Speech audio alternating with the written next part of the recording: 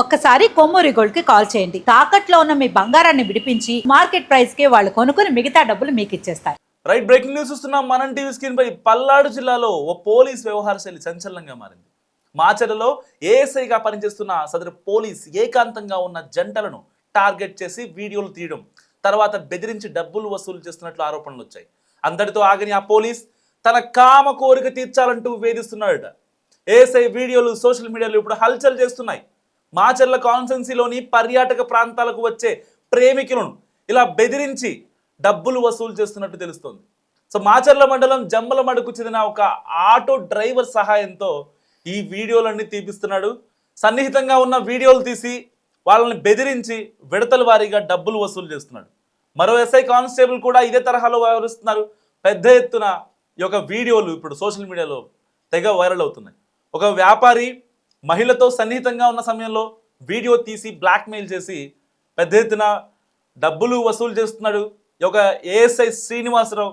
So ఒక పల్నాడు జిల్లా మాచర్లలో ఒక కీచక పోలీస్ వ్యవహారం ఇప్పుడు సోషల్ మీడియాని షేక్ చేస్తుంది.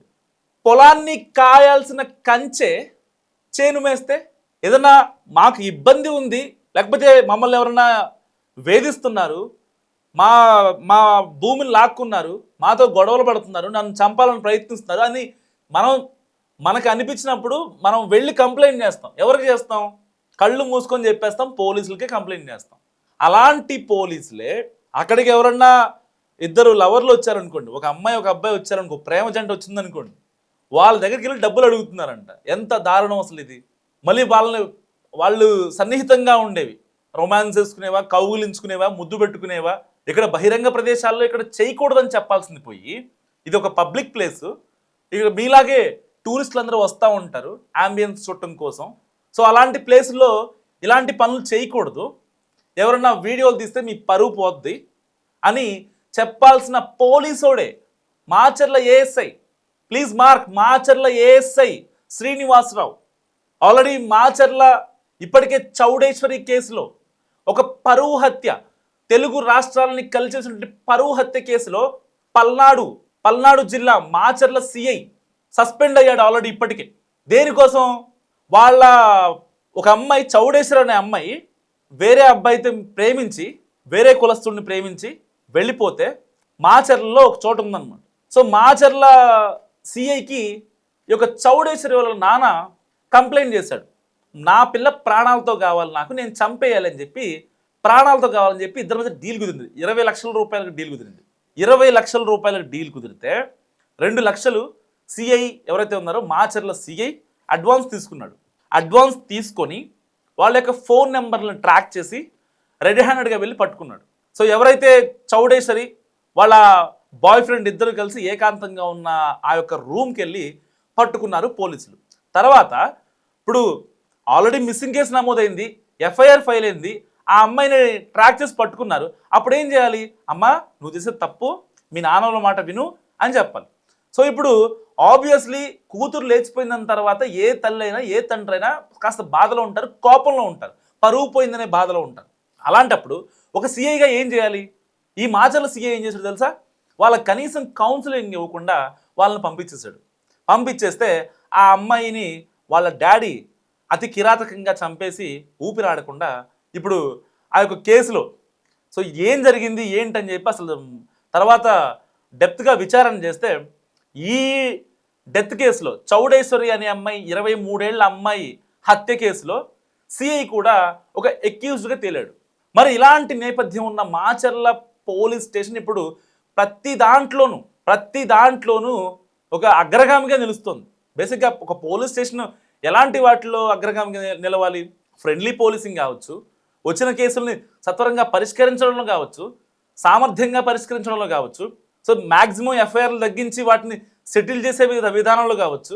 ఒకవేళ ఎఫ్ఐఆర్ నమోదైతే దాన్ని ఎంత త్వరగా కేసుని క్లోజ్ చేయాలి, ఛార్జ్షీట్ ఫైల్ చేసి కోర్టుకి పంపించాలి అనే దాంట్లో ఆ యొక్క సిఐ కావచ్చు, ఏఎస్ఐ కావచ్చు, ఎస్ఐ కావచ్చు, హెడ్ కానిస్టేబుల్స్ కావచ్చు, ఇంకా కానిస్టేబుల్స్ కావచ్చు, వాళ్ళు దాని మీద పనిచేయాలి. సో ఎందుకంటే కేసు ఇన్వెస్టిగేషన్ చేసేది ఈ ఎస్ఐలు, ఏఎస్ఐలు వీళ్ళే కాబట్టి ఒక కాన్స్టెన్సీ లెవెల్లో ఇన్వెస్టిగేషన్ ఆఫీసర్ ఏది ఇస్తే అది డైరెక్ట్గా ఛార్జ్ షీట్ రూపంలో కోర్టుకు వెళ్తుంది. ఇది కదా జరిగేది జనరల్గా.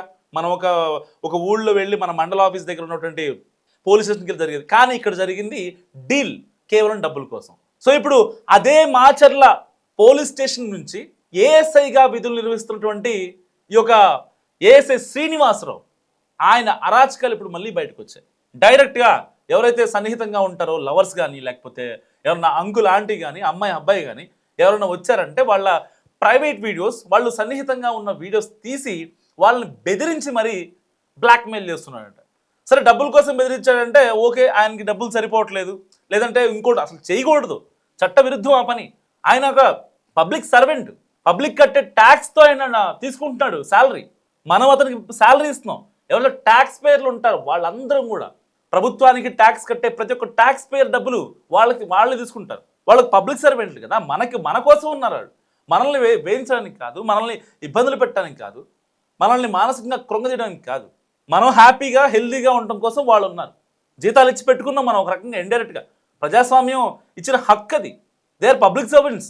సో ఇలాంటి నేపథ్యంలో ఏం జరిగింది, ఏఎస్ఐ శ్రీనివాసరావు ఆ యొక్క టూరిస్టులు వచ్చే ప్రాంతానికి వెళ్ళట ఎవరైతే వీళ్ళు ఉంటారో కొంచెం సన్నిహితంగా కౌగిలించుకోవడం, లేకపోతే మాట్లాడుకునే ఆ యొక్క వీడియోల్ని ప్రైవేట్గా ఒక ఆటో డ్రైవర్ని పెట్టి, మళ్ళీ ఈ యొక్క మాచర్ల మండలంలోని జమ్మలమడుగు అనే ఒక గ్రామం ఉంది, ఆ గ్రామానికి సంబంధించినటువంటి ఆటో డ్రైవర్.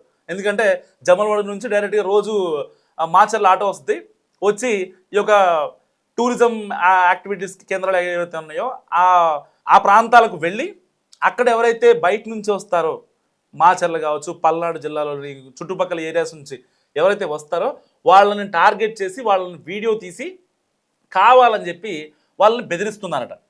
మళ్ళీ ఆ బెదిరించడమే కాదు, డబ్బులు ఇవ్వమని మళ్ళీ ఇది ఒక వీడియో చూపించి డబ్బులు ఇస్తారా చస్తారా. లేదు, ఒకవేళ వాళ్ళు ఏమన్నా కొంచెం బాగున్నారు అనుకోండి, ఆంటీ కానీ ఒక అమ్మాయి కానీ బాగుందనుకోండి, వాళ్ళని నా కోరిక తీరుస్తావా లేదా అని చెప్పి మళ్ళీ ఈ రకంగా వేధింపులు. అయితే అటు లేకపోతే ఇటు, అంటే ఎటుపోతుంది సమాజం అసలు. పోలీసులే ఇలాంటి పనులు చేస్తే వచ్చిన విక్టిమ్స్తో మనం ఏదైతే గతంలో కొన్ని కేసులు చూసాం, ఒక బాధితురాలు వచ్చిందంటే ఆవిడని ఎలా అనుభవించాలనే కొన్ని కేసులు చూసాం. అందరు పోలీసులు అంటలా, పోలీసులు అంటే నాకు కానీ మనం టీవీ కానీ చాలా రెస్పెక్ట్ ఉంది. కానీ సమాజంలో చీడ పురుగులు లాంటి వాళ్ళు ఎవరైతే ఉన్నారో పోలీసు రంగంలో, రక్షణ రంగంలో ప్రజలకి కాపుగాయాల్సిన వాళ్ళు ఎవరైతే ఉంటారో వాళ్ళే ఇలా చేస్తే బ్లాక్మెయిల్ చేయటం, అనుభవించాలని చూడటం, సమాజం ఎటుపోతుంది అసలు నాకు అర్థం కాని విషయం.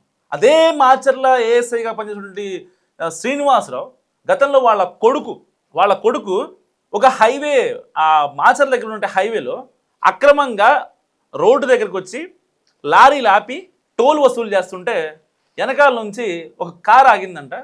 ఆ కారు వెనకే ఒక టిప్పర్ లారీ వచ్చి గుద్దేస్తే పెద్ద విధ్వంసం జరిగింది. 4 స్పాట్ డెడ్ కార్లో ఉన్నోళ్ళు. సో దీని వెనక ఏఎస్ఐ శ్రీనివాసరావు కూడా ఉన్నాడని చెప్పి గతంలో ఆరోపణలు వచ్చాయి. అతను సస్పెండ్ చేశారు. సస్పెండ్ చేసి మళ్ళీ ఇక్కడ మాచర్ల ఏఎస్ఐగా ఆయన ప్రమోట్ అయ్యాడు. ఇక ఆయనకి లైఫ్ లాంగ్ ఇవేనా? ఎంతవరకు అక్రమ మార్గాల్లో డబ్బులు సంపాదించడం? ఏం చేసుకుంటారు అక్రమంగా వచ్చిన రూపాయి? ఉంటుందా? మీరు హ్యాపీగా ఉంటారా అక్రమంగా వచ్చిన రూపాయితో? సక్రమంగా వచ్చిన 10 రూపాయి అయినా సరే ప్రశాంతంగా నిద్రపోగలరు ఎవరైనా, పోలీసులే కాదు, ఎవరైనా సరే, రాజకీయ నాయకులు కావచ్చు, లేకపోతే ఇంకెవరైనా సరే. అక్రమంగా వచ్చిన డబ్బులతో హ్యాపీగా ఉండగలమా? పరాయి సొమ్ము, ఎవరో కష్టం నువ్వు వాళ్ళు లాగేసుకుంటావు, వాళ్ళని శ్రమ దోపిడీ చేస్తావో, వాళ్ళని మోసం చేస్తావో, తెలిసి తెలియని వాళ్ళని ఇబ్బంది పెట్టి తెచ్చుకున్న రూపాయి నువ్వు తింటే, నువ్వు తిన్న ఫుడ్ ఏదైతే ఉంటుందో ప్రశాంతంగా ఉంటుందా కడుపులోకి వెళ్తే? లేనిపోని బీపీలు, షుగర్లు ఇలాంటివే వస్తాయి. చాలామంది పెద్ద పెద్ద బిజినెస్ మ్యాగ్నెట్లు కావచ్చు, పొలిటీషియన్స్ కావచ్చు, వాళ్ళ డబ్బులు తినడానికి ఎవరు లేరు ఇక్కడ. వాళ్ళ కొడుకులు చక్కకుంటారు, వాళ్ళకి గట్టిగా అన్నం తింటే చచ్చిపోతారు, గట్టికి కారం తినలేరు, గట్టికి ఉప్పు తినలేరు. ప్రశాంతంగా ఒక ఆంధ్ర భోజనం తినాలంటే వాళ్ళకి భయం వేస్తుంది. సో దానికోసం చెప్పి మిల్లెట్స్ అని, లేకపోతే డ్రై ఫ్రూట్స్ అని ఏయోటి తింటూ ఉంటారు, సప్లిమెంట్స్ తింటూ ఉంటారు. అలాంటి రోజులు ఇవి. ఎంతమందిని చూడట్లేదు సడన్గా హార్ట్ అటాక్లతో పోయేటోళ్ళు. వీళ్ళందరూ పెద్ద పెద్దోళ్ళే, గొప్ప వాళ్ళు. ఒకప్పుడు చాలామంది, అంటే చచ్చిపోయిన ప్రతి ఒక్కళ్ళు అక్రమంగా చేశారని చెప్పను. మ్యాక్స్ ఆఫ్ పీపుల్ అక్రమంగా సంపాదించిన డబ్బులు ఇవన్నీ. వాళ్ళకు తెలుసు, వాళ్ళ గుండె మీద చేసుకుని చెప్తారు, ఇది నేను అక్రమంగా సంపాదించానా, సక్రమంగా సంపాదించానా అని. సో ఏదేమైనప్పటికీ ఇలాంటి ఏఎస్ఐల్ని ఏం చేయాలి? రక్షణ రంగంలో పోలీసులు ప్రజలకి రక్షణ ఇవ్వాల్సింది పోయి వాళ్ళే అవినీతులు, అక్రమాలు చేస్తుంటే అరాచకాలు చేస్తుంటే ఏం చేయాలి పోలీసుల్ని? మీరేమనుకుంటారు? మస్తుగా కామెంట్ చేసి ప్రయత్నించండి.